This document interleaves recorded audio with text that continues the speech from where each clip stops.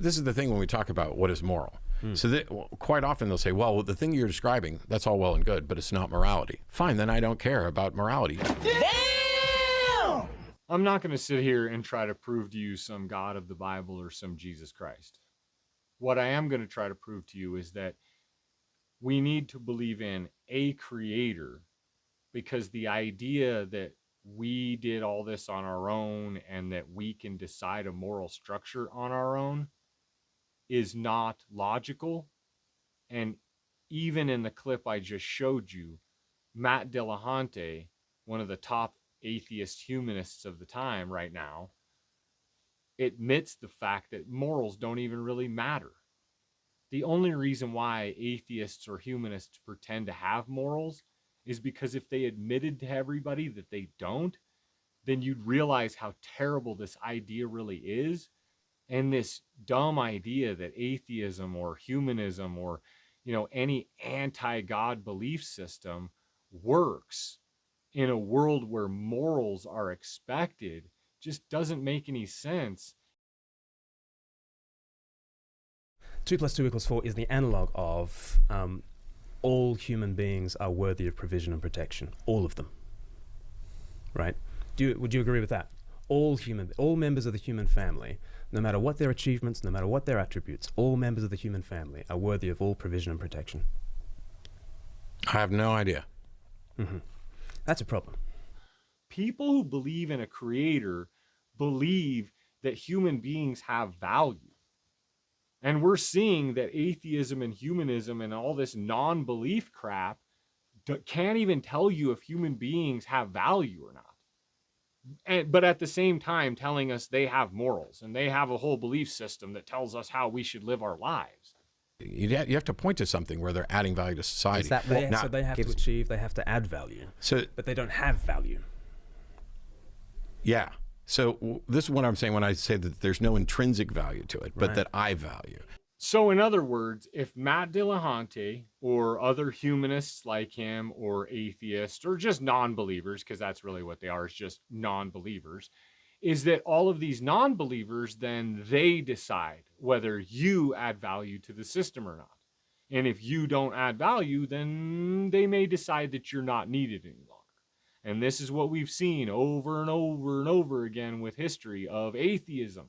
I mean, that's really what Hitler was an atheist, but he pretended, to carry some religion because religion is able to bring people behind it a little bit easier. Stalin was an atheist who basically made religion illegal. Mao was the same thing. That's what we see from atheists nowadays, is this idea that they want to illegalize religion. They want to abolish it. They want to see it exterminated. These are the words that atheists use, or humanists, whatever you want. It's non-believers, as I said. But here we go. They don't even accept the fact that people have value. You have to bring something to the table.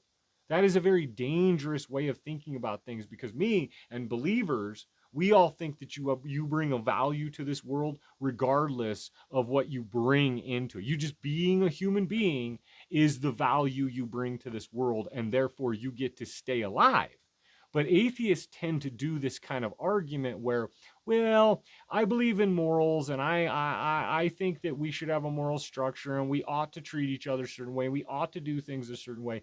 But if you don't bring a value to the system, then I ought not to treat you that way that I was just talking about. And this is the problem, is that we just keep pretending as though atheism is anything more than just an anti-humanist. It's really anti-human. It is anti-human values. It disguises itself as pretending as though, oh, I support whatever the thing is. Whatever the thing is.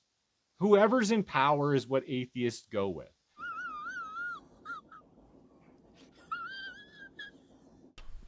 And the good is simply defined by what you regard as the measure of human well-being, and anything that basically points us in that direction. Yeah, and it's not as the moral. And it's not fully defined or anything else. Hey man, do you drive to work, or does somebody drop you off? You know what I mean? If the person in power, say the Hitler, simply has a very different conception of what the best is for his life compared to your life, then do you have any moral, if you like, force to say you're doing something wrong? Isn't he just going with his preferences as opposed to your preferences?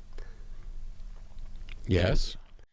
Then how can you argue that you have a moral belief system that matters?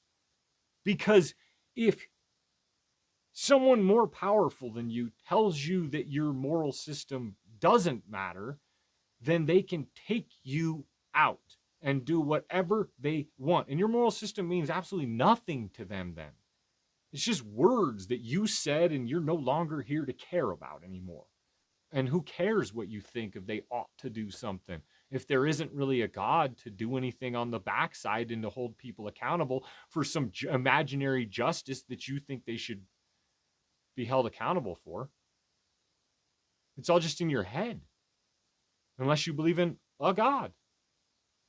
Hitler probably valued human life, just had justifications for excluding certain others. Right. And you think you could reason Hitler into... I don't know that I necessarily could. Why because wouldn't he there are reason people, you into his way? It might be. I'm not saying that that's not necessarily the case. Nobody should ever listen to Matt Dillahaunty speak about anything ever again. Ever again. All of his logic is completely flawed by his own logic. If you just listen to what he's saying, you don't even have to really believe in God in this case, even though I'd really like you to believe in God. I'd like you to believe in God of the Bible and Jesus Christ. But let's just get started with a God by recognizing how stupid this is. He can't even say Hitler was actually wrong. But humanists are going to tell believers in a God that we're wrong. We are always going to look after ourselves, but who is we? And who are ourselves in that conversation? And we are always wanting to narrow the circle around us and our mates and exclude the other tribe and exclude the other kinds of people. And that to me is a very chilling way of proceeding with a kind of a humanism. Because that's always the danger. Like, who is us? Who are those who we are going to grant with the right to life? And who are those who we are going to say, they do not qualify? And it's always tempting for the humans to say, okay, it's the strong who will make the decision, and it's the weak who must take the hindmost. We as human beings, at minimum, need to believe in a God because we need to believe that there's somebody going to judge us one day, and we kind of need to keep ourselves in check.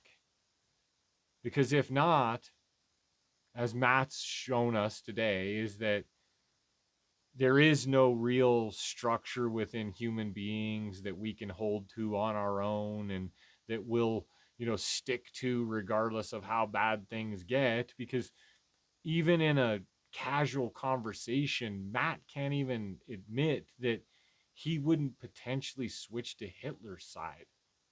At the same time telling us that he has morals, but that morals don't matter, and just all of this non-belief in any sort of real objective reality that we all know to be. And the reason why we all know there's objective reality is because we all believe there is an ought to treat each other a certain way and an ought not to treat each other a certain way. But unfortunately, humanism and atheism, they don't give us a good foundation to build our ought to or ought not to on, because they'll change.